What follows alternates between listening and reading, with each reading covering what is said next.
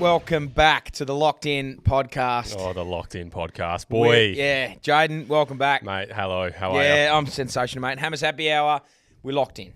Once again, it couldn't. We've got a new little thing around the downlight. I've got my new Olympic Kingsway shirt on. Yeah, great looking shirt. Great mate. looking shirt. Great looking shirt. The mighty Olympic Kingsway. I've got them. I'm rocking them. Yeah. What else? Freo suck.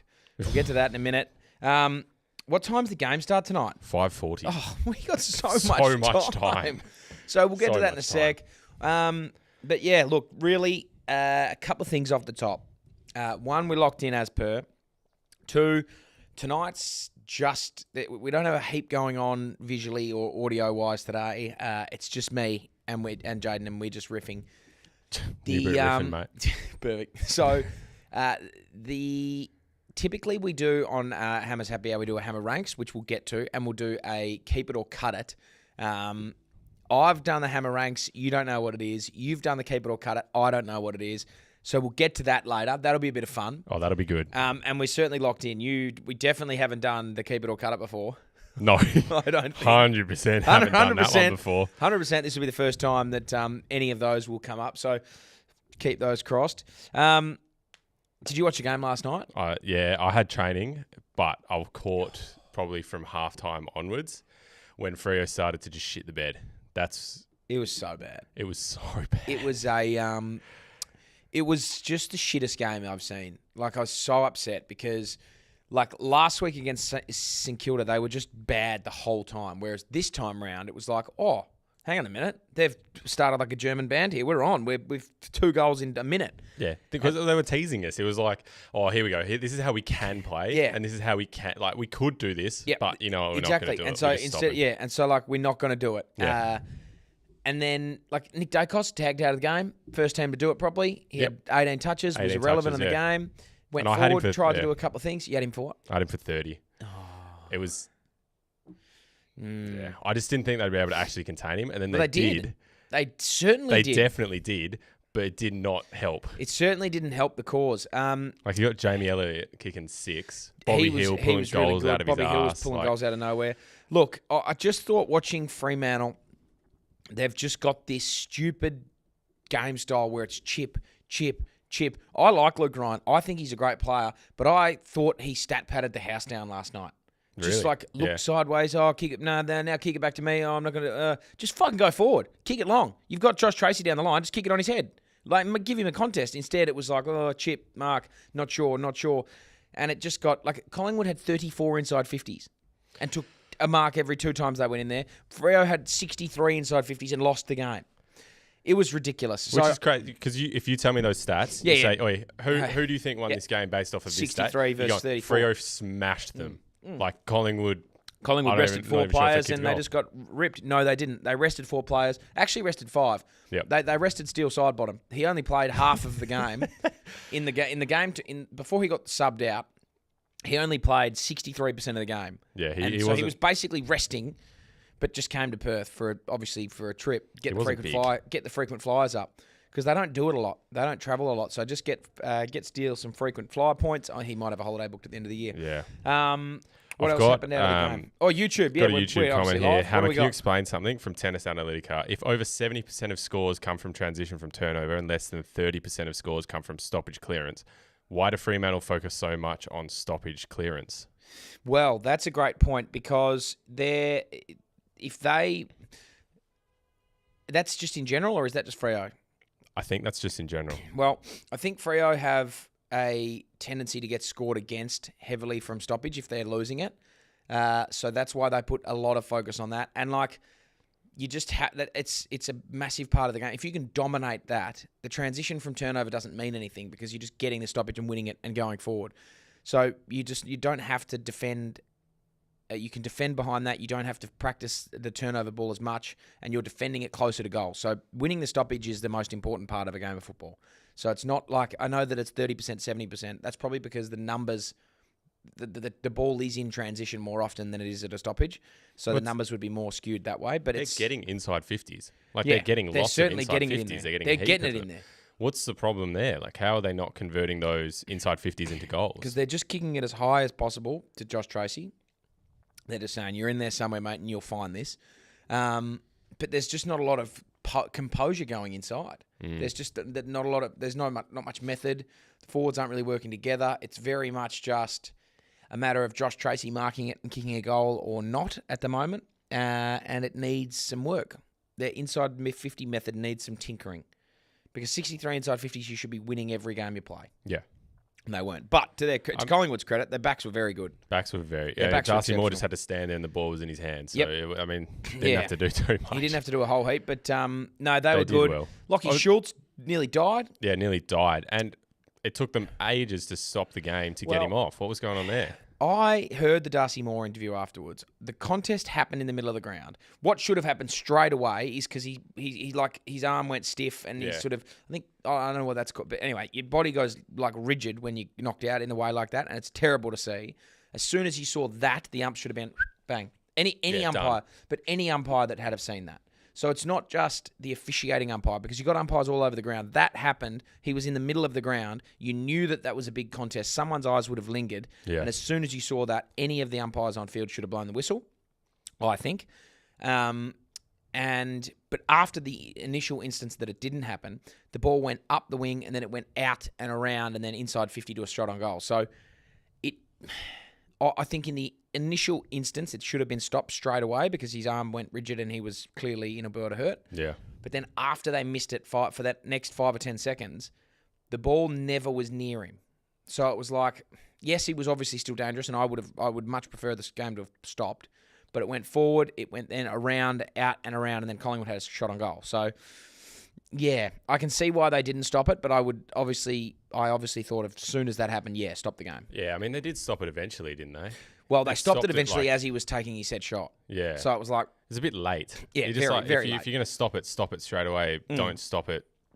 Yeah. Like, when they're having a set shot. It just didn't... Yeah. And they had, like, the ball... When he crashed into Shooter, he was down there for about 5 seconds, maybe, before he got the handball away. Yeah, it was like he was down there for a bit. The eyes were definitely on it, and he was like rigid as. Like, it should have certainly been a stopping play. Now I'll tell you what the most fuck thing is. I watched that last night, and this is where I'm at with the state of the game and the tribunal and whatever the fuck else is going on. Yeah, I watched that, and my instant thought was, Geordie Clark's in trouble.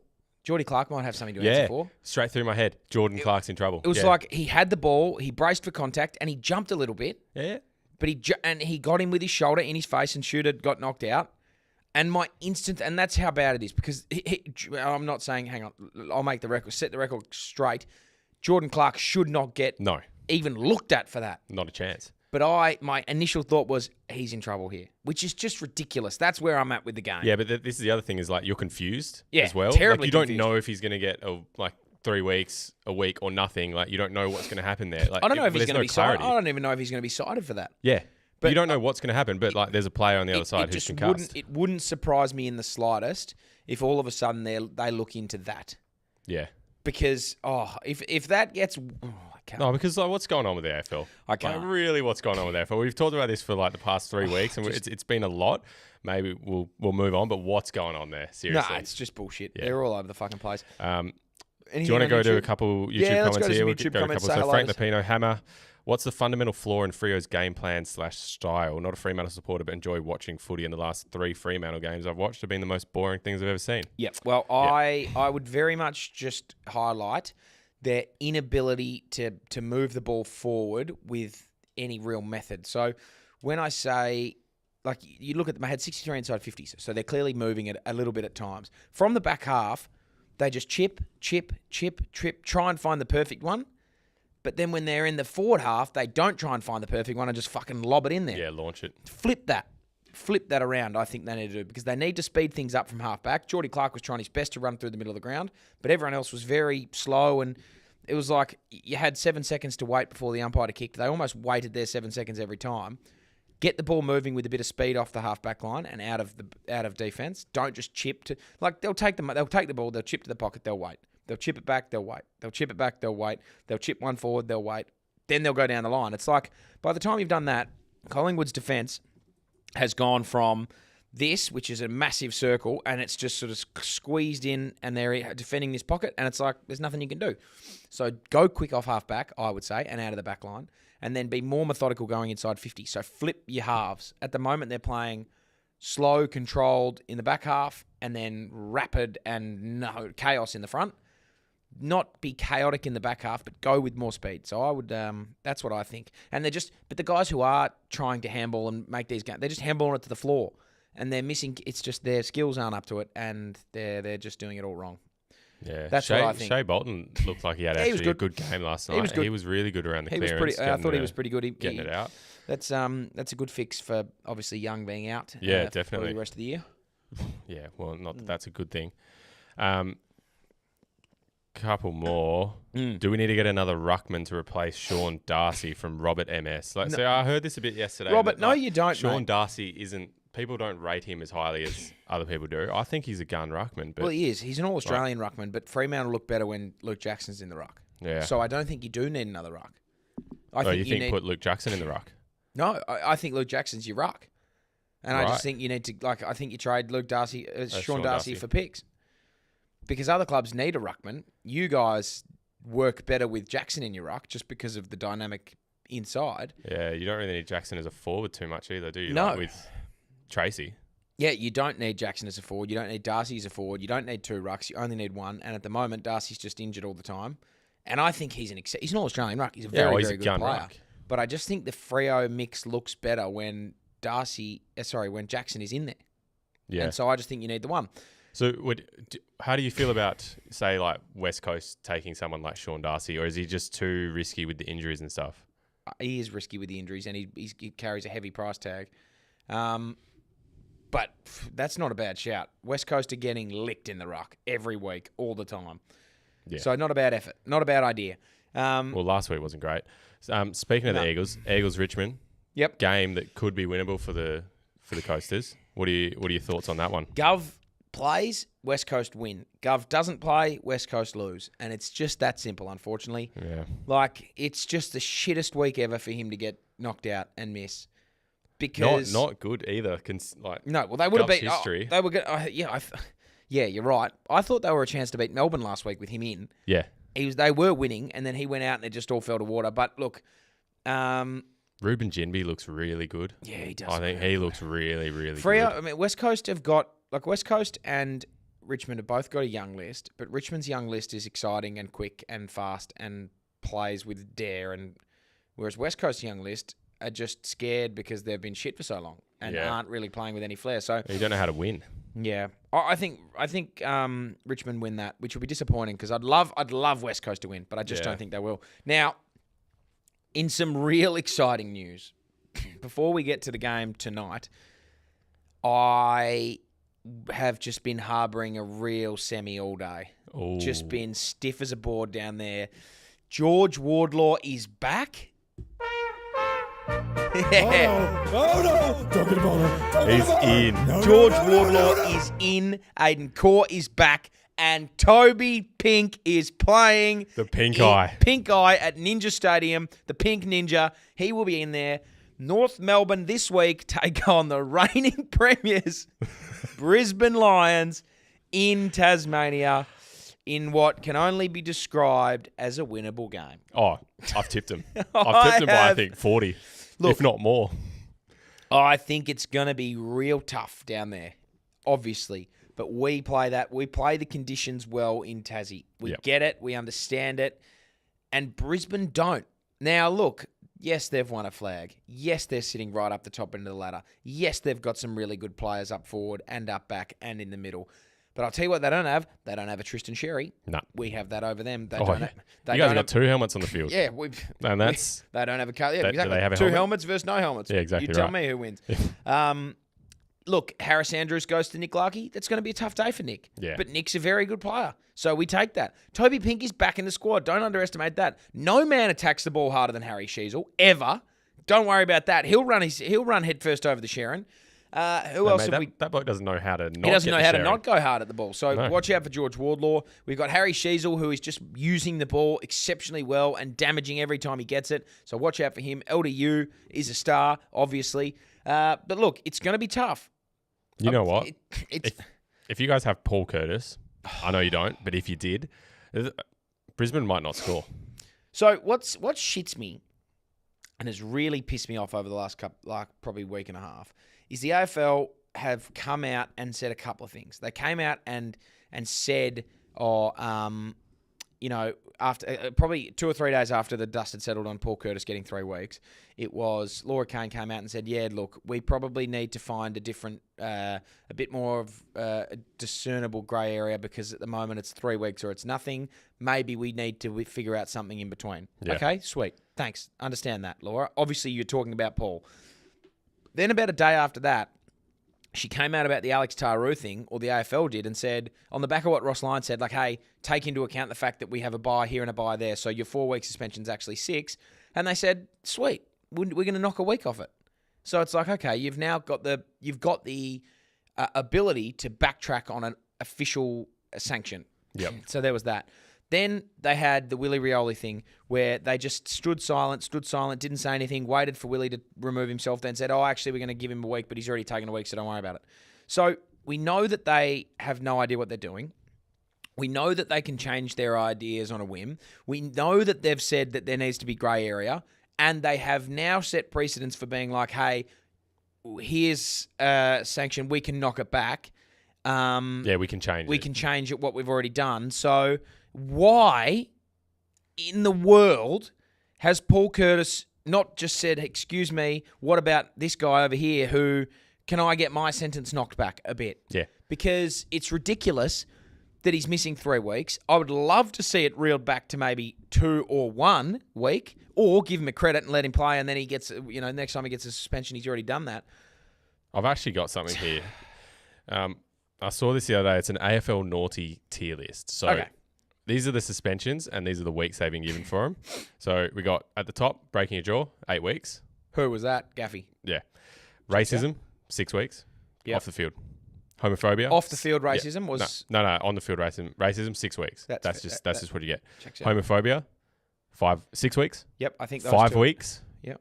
And 3 weeks. Yeah, so that had gone up in... Yep. That had escalated. So the first person did it was 3, then 5, then 6. So that's Paul that's Curtis fair. tackle, 3 weeks. Playing dress up in the off-season, 1 to 4 weeks. Mm-hmm. Playing airplanes, $20,000 fine. Flipping the bird, single or double fine. Yep. Literal assault of a person outside of the football ground, free to play. Then a curfew. Yep, free to play. Yeah, free to play. And then, all good. Yep. And now you have a curfew, you're not allowed to play night games. Yep. Multiple threats of off-field violence. So you're looking at Willie. Yep. Nothing to say here. No, all good. Play on. Yeah. So actually, no, sorry. Suspend yourself, and then we'll come out afterwards and say, actually, you're not suspended. You know what? You would have been suspended, so good on you for stepping down. Now, what pisses me the most off about that is there's a lot of things, heaps of things that really, really annoy me about that. The Noah Bolter one I've been very vocal about. They gave him the 4 weeks, but then that interim week that the things got pushed back, like they had to stand up and say, you can't play. Yeah. We're going to push that back, and they didn't. This one here, they're just so gutless and cowardly that we're going to wipe our hands with any responsibility here and let you do it. But the one that shits me the most is the Ken Hinkley one now, because it all is coming back for me. It's like, this guy got a $20,000 fine for just being an aeroplane. Yeah, and it's a little send-off. It's a send-off. Like, this guy, so to a guy, Jack Ginnivan, who, yes, granted he's a young man, but he has gone and tweeted during the week, hey, Brodie Grundy, we'll see you next week, as a complete disrespect and a slap in the face, in a joking way, I get it, to the Port Adelaide Football Club. They've won the game, sent them packing, and he's gone, see you next week, Jack. In what was an angry outpour of emotion, I get it, but $20,000 for that, you then use that to promote the shit out of Gather Round and make all the millions of dollars you do there, and you just lie through your teeth about the fact that you don't condone that and we're not going to use that as the promotion, yet every single piece of promotion about Gather Round and that game was around Ken Hinkley and Jack Ginnivan. And now you're rolling these things out that the flipping the bird is $1,000. If you do it twice, it's $2,000. Nick Watson was fucking coming in people's faces in the goal square. Oh, you're going to give you $1,000 for that. Yep, literal assault, have 4 weeks. Or actually, you know what? You can play you're allowed this to play week. now. You're allowed to play now. And a guy has come out and threatened people 3 separate occasions, and you just haven't done anything about it. No, until he does something about it himself. He's like, oh, sorry, I'll sit this one out. Oh, actually, we were going to do that. We were going to do that first. Sorry, we didn't. We were going to say that, but then we didn't. It's like I just don't understand what. Like, okay, this is what I think about the whole Willie situation. I know him, and I think he's a friend of mine. He's a very good guy, and he is a very proud Indigenous man. And I think the only reason he would have said what he said the last 3 times is if he inferred and he sort of picked up that there might have been some racial undertones to things that have been said to him. Whether it was or it wasn't, that's the only reason that I can think of that he would have been threatening people. Yeah. For the AFL to have seen that happen 3 times and not investigate, because if it did happen, investigate it on the other side. If it didn't happen, investigate what Willie said. For them to have just said, oh, nothing to see here, and not investigated anything that had happened, it's just ridiculous. Yeah. They're cowardly, they're gutless, and they have no real spine as the governing body of the game. They're just letting it turn to shit at every possibility. It's just ridiculous. Anyway, North Melbourne have got Brisbane this week, and we're fucking going to get it done. It's going to be an easy All right, game let's turn anyway. to tonight's game, I reckon. Yeah. You've got the touch. You got the power. Yeah. Rightio. So, look, tonight's game, we've got Carlton and we've got St Kilda. 2 teams Chopstick game. that I think are pretty shit. I think Carlton is rubbish. I think St Kilda were rubbish, and now they've actually done a few things that, maybe you're actually right. Carlton have beaten Geelong out of nowhere, which was really good, but then they've only beaten North and West Coast, and then they've been shit. Now, I am not expecting a good game tonight. Let's just put that out there. I'm expecting a game that's going to be really boring. It's probably going to be, it'll be under 80 points aside. It's going to be pretty shit. It's dour. I'm not expecting a great game.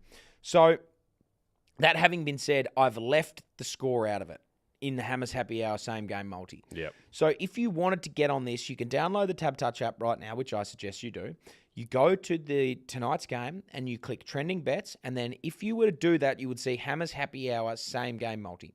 Now, what that multi entails, I've just said both these teams aren't great, so I'm just going to pick the good players to do good things, which checks out. Yep. So I've Makes got sense. George Hewitt and I've got Nazaya Wanganeen-Miller, who are both exceptional players and who are both just eating Sharons for breakfast, lunch, and dinner. Oh, big time. They just walk out there and they think, wake up. They're both at home. Wake up in the morning, go down and get my coffee. Oh, what's on the menu today? I'm going to have a flat white. No worries. Oh, there's a special deal going today. A flat white with a Sharon.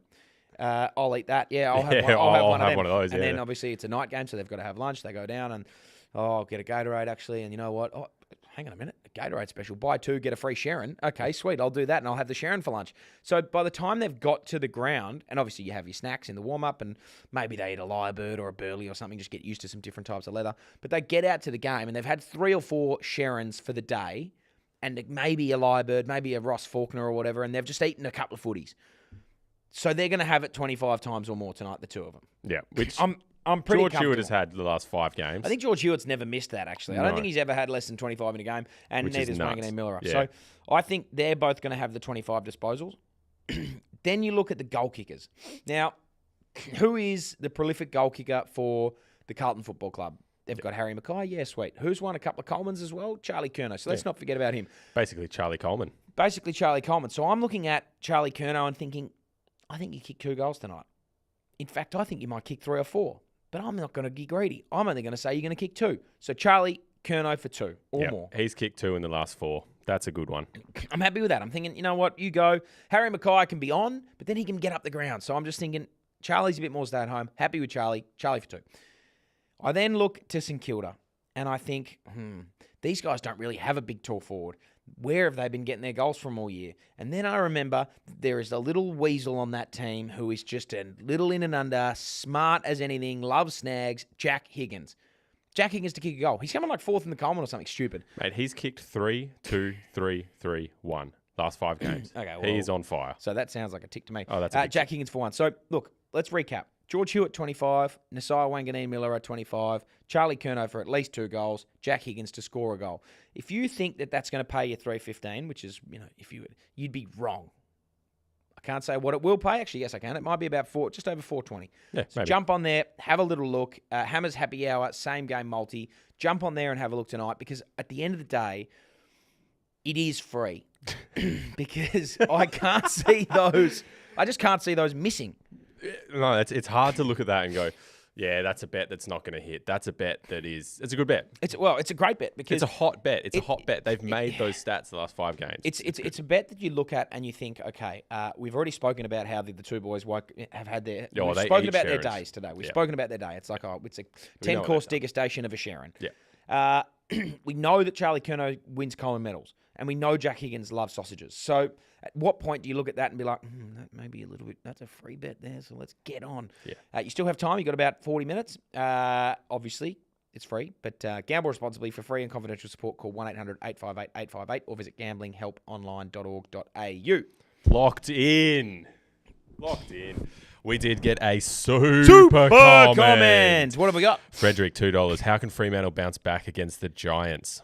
Oh, I don't think They can't.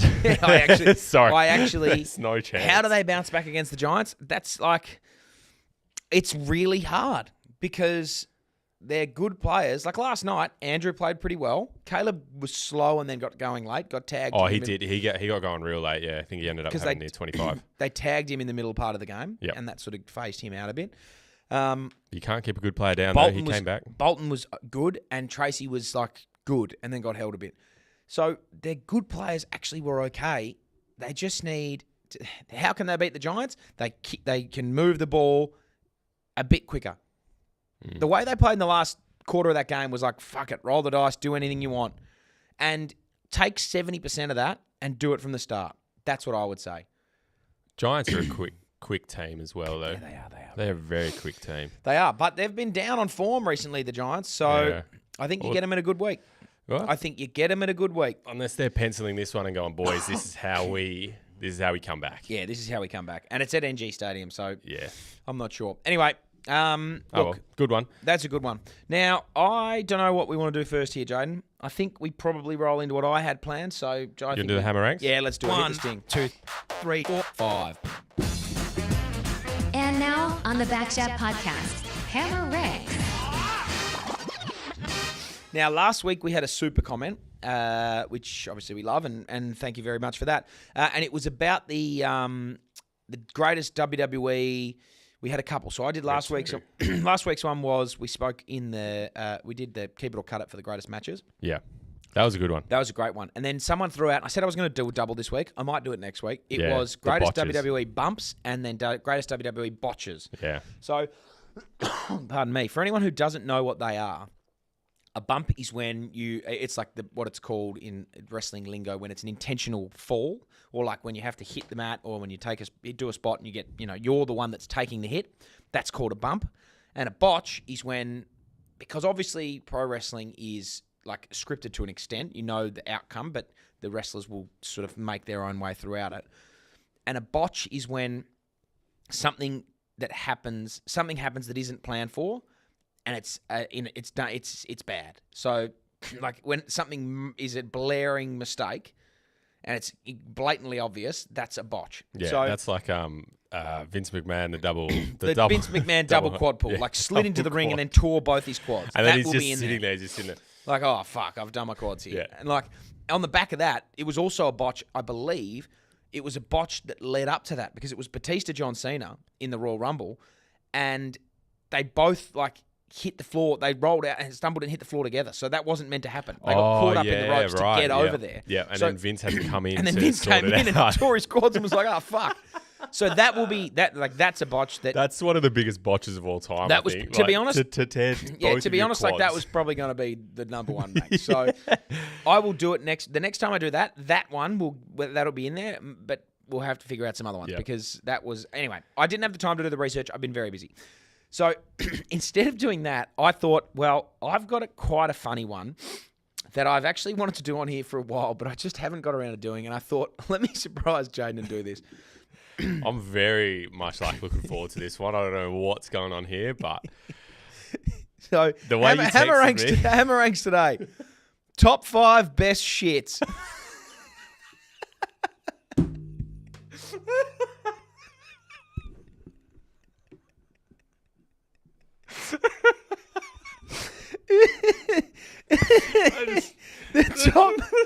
top 5 best shits. So, obviously, the best poos possible in different scenarios, different situations, different settings.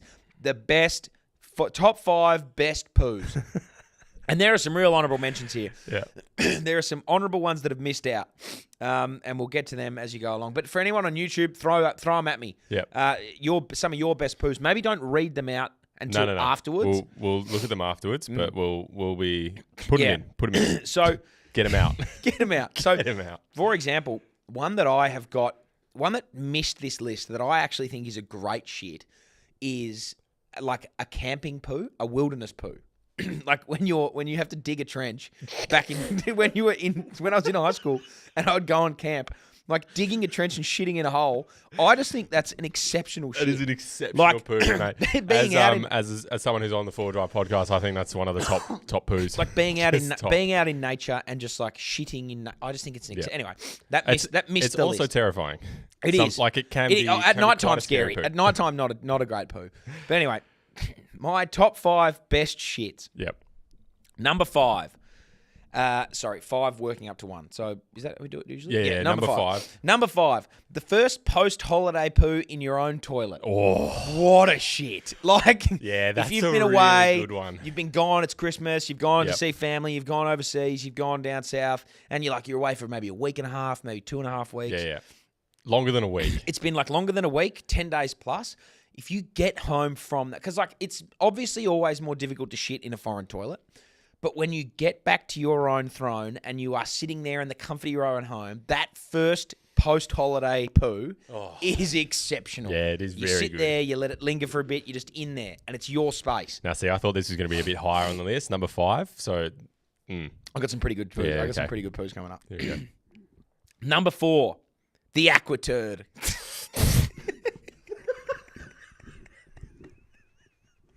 The aqua dump. The aqua turd. The aqua chud is one of life's great pleasures. Now, it's you have to do this it's not an every time you're in the water. That's bad. You have to pick and choose your spots for an aqua poo. You're not doing it in a public pool. You're not doing it in a public pool. You're not doing it at a crowded beach. You are, it's an early morning. You're surfing. You're out by yourself. There's literally no one around. Or you're fishing and you're on the boat and you're out in the middle of the ocean. It's jump in the water and just shit. Yeah. It's just as simple as that. Yep. There is no freer feeling than just evacuating battle stations when you're completely surrounded. I imagine it's what a water birth feels like for a woman. But for me, a water birth, except instead of a child, I'm just doing a massive shit. An aqua turd is a water birth for me. Just a quick mention. I feel like that's as close as we can get to shitting in space. Yeah. And that has to be one of the best poos in the world. A zero gravity poo. Zero gravity poo. A zero gravity poo would be an all-timer. Can't say I've ever experienced a zero gravity poo. We might have to chat with an astronaut. Yeah, maybe Let's try one and day. get an astronaut on. We'll just get an astronaut on. Anyway, we could do that. What That's are the number 4. An aqua poo. Yeah. And it's exceptional. Number 3, the post-car trip poo. Ooh. Like if you are stuck in traffic or, you're in commute, you've gone a long car trip or a short car trip, but sometimes you're stuck in the car and you're in traffic and you're like, I'm about to shit my pants. Yep. I've got, it's touching cloth. You're turtling. I'm turtle-heading here. I need to get back. And you can just sit there and you can suck it up as much as you want. You can sort of move, you adjust the seatbelt a little bit so it's not on your stomach. Yeah. And you're like, and I'm in danger because I actually don't know the scientific term for this, but I'm sure it exists if you can look this up. Yeah, it's turtling. No. No. The term for, because when and the feeling of, getting closer to your toilet, when you know that it's coming, all of a sudden it's like you suppress this whole feeling, but then you're near your toilet and then all of a sudden it just comes flooding in and it's like, oh, shit, I really need to go now. What's that feeling of, instant needing to shit when you're close to your toilet? Yep. So I've just Googled, why does the poo come out closer when you get to the toilet? Not sure what's going to come up here. So hang on. It's an urge. I'm going to chat GPT this because I'm sure it's a thing. So what I'm going to write into chat GPT is, why do you feel the need to poo more apparently, when you're close to the toilet? Your brain associates the toilet with Here we go. Going to the bathroom. The sudden urgent need to poop when you're close to a toilet is a real and well-known phenomenon, often called latchkey incontinence. Hey. There you go. There you go. So I knew I was onto something. But that post-car trip poo, when you are desperate, you're busting, but you're locked in an automobile and you actually physically can't shit, and then getting to a point where you then can poo. That's my number 3 poo. See, that's a higher poo. There's some good poos. Oh, there is some great poos. 2 and 1 must be exceptional. 2 is the grog bog. Golly. Wake up in the morning, hungover as a dog. You've got kebab, you've got beer, you've got spirits, you've got shots, you've got wine, you got everything that you can physically drink. You've got that half a litre of water that you thought was going to save you when you went to bed. Yep. You've got the chips, you've got bit of everything. Gatorade. You've just got everything sitting in there. And it's just festering and manifesting itself into one gigantic shit. And then you get to the... And, like, I'm sure that still is producing alcohol in your guts. And it's like, it's giving you... It's hitting you with the effects of alcohol.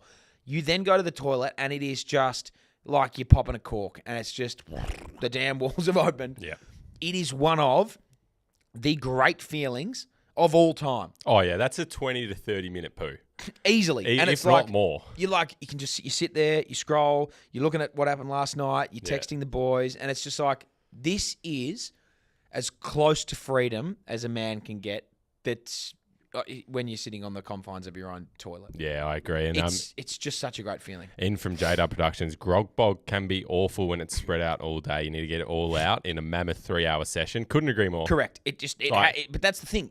When it's brewing and it's a big one, it's just like, Yeah, and it's all in one. oh, Great. exceptional poo. Yeah. An exceptional poo. That's a very good poo. Now, before I get to my number 1 slot, I'd like to give a couple of honourable mentions. So, an honourable mention, as I've already put out there, is the outdoor poo. That's a real... That's a really good poo. Yeah. I think the 5-star hotel poo, Oh, that's like very when good. you get a fancy toilet Yeah. and there's just a bit going on, Yeah. it's like... Have you done a poo on a toilet with a bidet? Like a Yeah, fancy yeah, bidet? I've done, yep. And you Those just- are very nice. A Japanese toilet poo. Japanese toilet poo. Oh, you would have done a few of those. Yep, did a few of them. That's a really good poo. The other one is the triple phantom. The Which triple is phantom. you go in there and the first phantom is when you've pooed but you can't hear it splash because it just does a perfect 10 out of 10 dive. Yeah. And it's Olympic level dive. Olympic level dive. Yeah, the Olympic poo. Matthew Mitchum level gold medal dive. Matthew Mitchum poo. And it's just completely sound. You can't hear a thing. You then go to wipe and there's nothing there. It's like, okay, that's the double phantom. Yep. But then the triple phantom is when you get off the toilet to look in the bowl, the poo has gone up the back of the U-bend. It's disappeared. So it's just like you look there, you haven't heard anything, you have got no evidence that there was shit on your ass, and you can't see the poo in there. You have to look and think, did I even just poo? Yeah, you're not sure. I'm not sure. That misses out, unfortunately. That's a notable omission. Because that's very good. Phantom poo. It's very rare that happens. Yeah. Now look, That's a rare poo. it's a rare poo. My number 1 poo, and this is going to be controversial because some people I know do not do this and will not do this, but I am a massive advocate for it. The company time shit. Shitting on company time is no greater feeling. You're getting paid to poo. Now, if I've done the calculations, just some rough numbers. If you go once or twice a day and you're at 10 minutes a day on the toilet, including your walk to and from the toilet, washing of hands, etc., 10 minutes a day for, let's call it roughly a 48-week working year, Yeah. you're getting more than one whole week of work paid for just to shit. Like, you are getting paid for a full week of work to do poos. As someone whose bosses work here and listen to this, I've never done that once. Well, for someone whose podcast is powered by Paywise, I let him know that I do shit on company time all the time. I'm a massive advocate. There'll Yeah. be times in the morning where I wake up and know I have to shit and will just hold it in until I get to work. I know I have to. It's like, it's incredible. So the number 1 poo in my eyes is the shit on company time. And, a lot of people I know physically don't like to do that. They don't feel comfortable going at work, but I am just in there every day, shitting. Yep.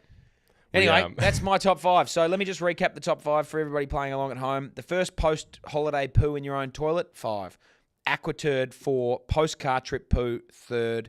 2nd is the grog bog, and the 1st is the company time shit. Yeah. That's my definitive No, Top that is five. a What have we good got on list. YouTube? Anyone We've got, commenting? The saltwater flush poo.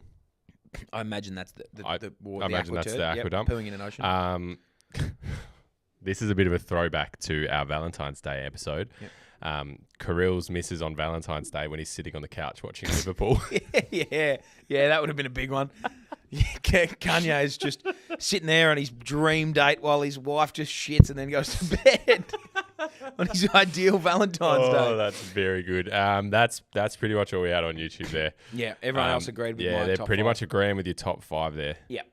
All right, mate. It's a good top 5. It's a great top 5. Now, you didn't know that my top 5 was coming. I don't know what you've got about to come in for the keep it or cut it. So, if we got a little sting or like maybe some quiz music or something. Locked in, mate. You're so locked in.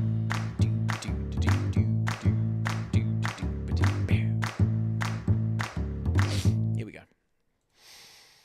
Keep or cut? Yeah. No, we've done this one before, mate. We do it a lot. I was going to actually ask earlier today, is there a way we can maybe get a better looking graphic than just a Word document? But I didn't text you. The Google Doc works, mate. Google Doc, yeah, it's hard to update, like to do a graphic it's really hard to and live update it. Yeah, I agree. Okay, let me chat GPT random numbers. So we got 1 to 10. I'll explain this one as you chat GPT. So we're going to do a cut and keep of the top 10 AFL matches. Not the top 10 AFL matches, but I've gone through and I've just picked 10 AFL matches, some from different lists that I could find on the internet. So it's not just like West Nah. Coast versus Essendon round 6, 2014. No. They're notable games. They're notable games. Something cool, happened in them. Like they're games that you're going to want to go to. Understood. So we got 1 to 10. All right, Jaiden, hit me with number 7, please, sir. Number 7. Number 7 was what I said, correct? Yes, correct. 2016 Grand Final, Bulldogs v Sydney.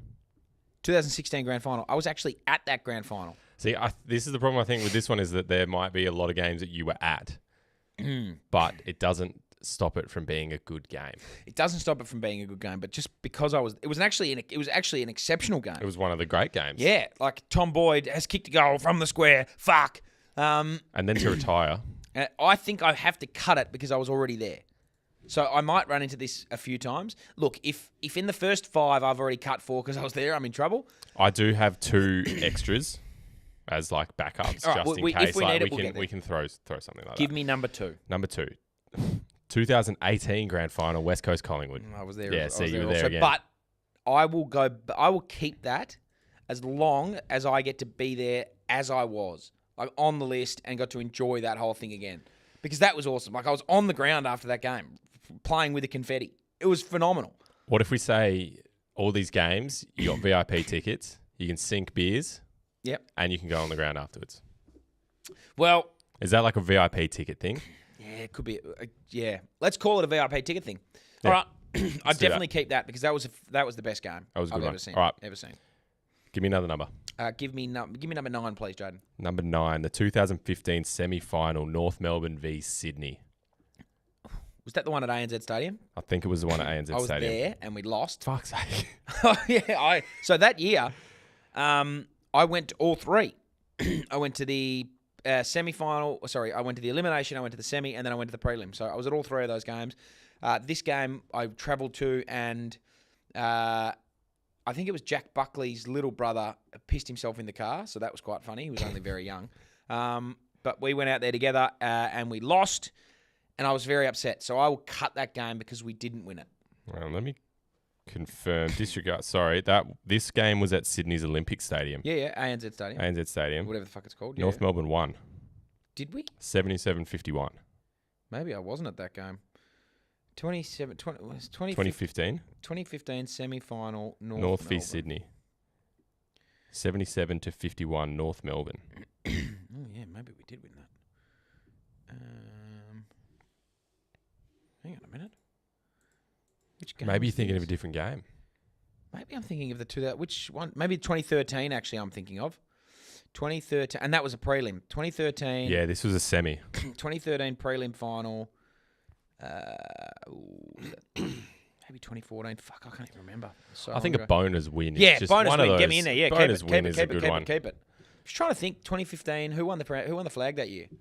2015. 2015 was Hawthorn, wasn't it? Yeah. It was Hawthorn West Coast. Oh, yeah. Hawthorn v West Coast, We yeah. lost to West Coast in the prelim the next week.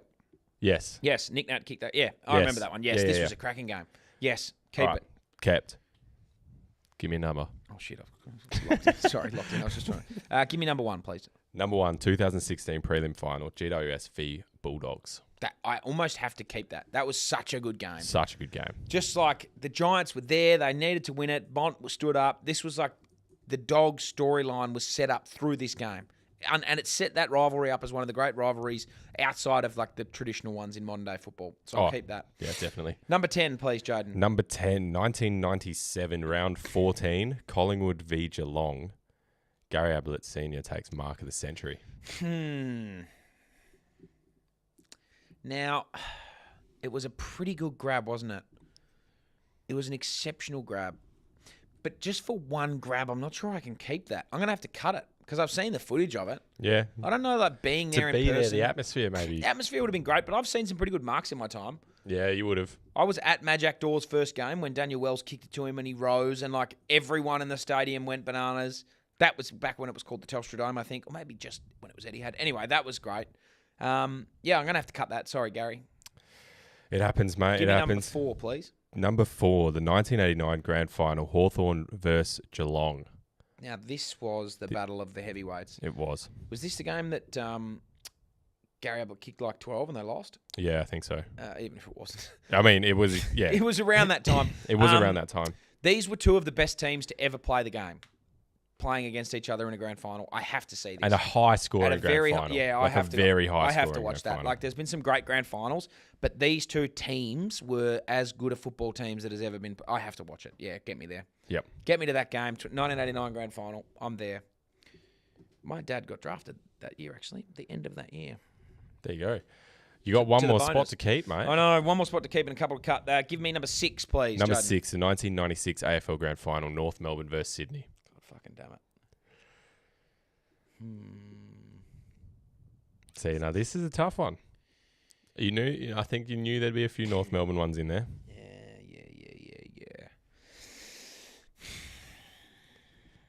Have you seen this one?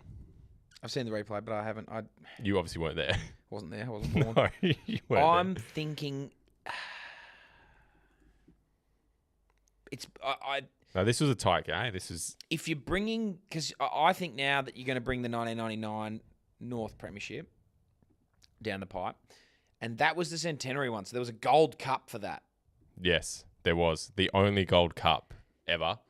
I think 1996. I think reluctantly, I'm going to cut this premiership from North. For the reason being, I think you're going to bring the 1999 premiership down the pipe, which I would rather be at. If you don't, I'm going to be super flat. If it's not in there, I'm going to be devastated. Just be absolutely I'll be flat. devastated. Give me number 3, please, Jaiden. Number 3, the 1970 grand final, Collingwood v Carlton, 101-111 final score. Cut it. Don't care. Don't care. Don't really know him enough. No. Yeah, bugger it. 1970. Who cares? So long ago. Ages ago. 20 years before I wasn't you were even a born. thought at that point. No. Give me number 8, please, Jaiden. Number 8, 2005 grand final, Sydney v West Coast. This was a good game. Now, look. Now, so you're banking on the 1999 grand final I being am. in there. I That's what am. you're waiting for. I am. I remember I was 6 when this game happened. I don't really remember this one. I have much better memories of the next one. This was an exceptional game. This one was Leo Barry, you star. Yeah, wasn't it? this was Leo Barry, you star. 1 point. One of the most iconic calls. Yeah. You won't hear the call though. In fact, that you'll be in the stands. Yeah, I'll be in the stands watching. I'll be which watching is Leo. arguably better. Now, look, I did say that I was cutting the North Melbourne Grand Final for the reason being that I thought the 99 one was coming down the pipe. Cut that. You're Cut cutting Leo 2000 Barry. Cut Leo Barry and give me number 5, which will be the 1999 North Melbourne Premiership. What's number 5? 2014 elimination final, North v Essendon. I was Frank at that the game Tank. too. I was at that game too. And that was an exceptional game of football. Yes, I'm obviously going to have to keep that. And I was there. And yes, if I had my time again, I would take the North Melbourne Grand Final, obviously, and put it in there. But if I had I did think you were going to bring the 99 grand final down the pipe. And that's fair. Yep. Looking back over that, I would cut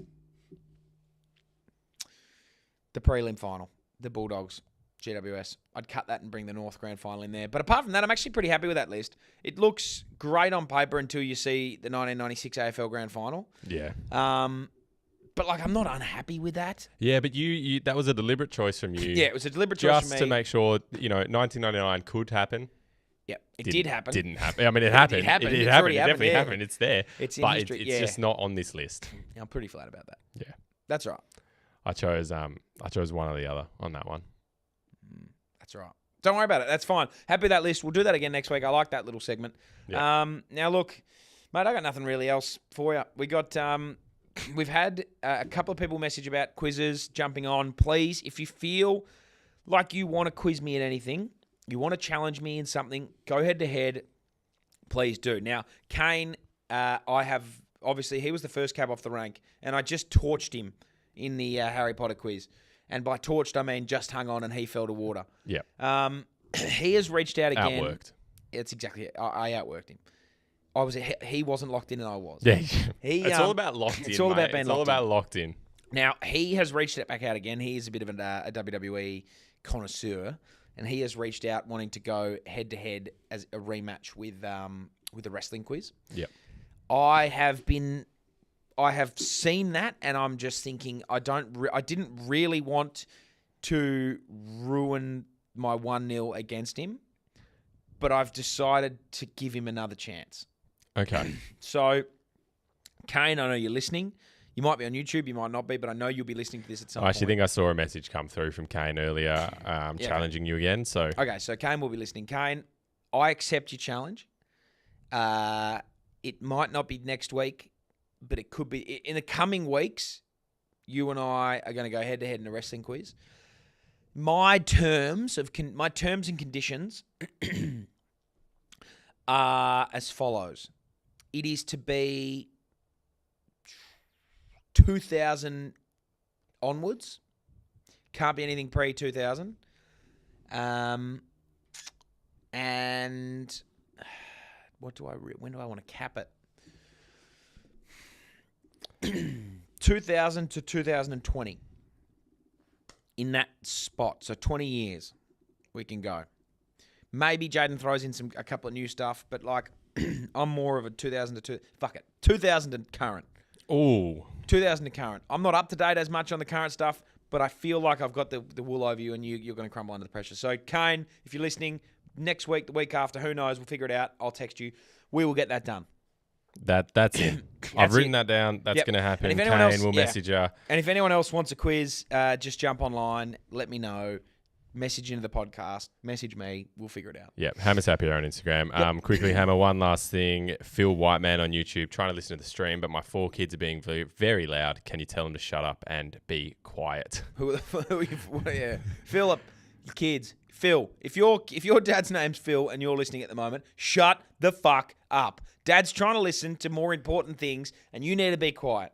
So I don't know what you do as kids these days, if you still throw rocks, if you still do backflips in the backyard or punch each other or whatever it is, but do that and stop annoying your dad.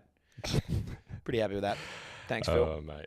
All right. So locked in. All right, Brilliant. well, Locked hey, in. This is a good enjoy one. the footy tonight. You still got Yep. time to jump on TABtouch if you want. The bet obviously is free and we'll hit, so do that. Otherwise, I'll see you next week. Cool. See ya. See ya.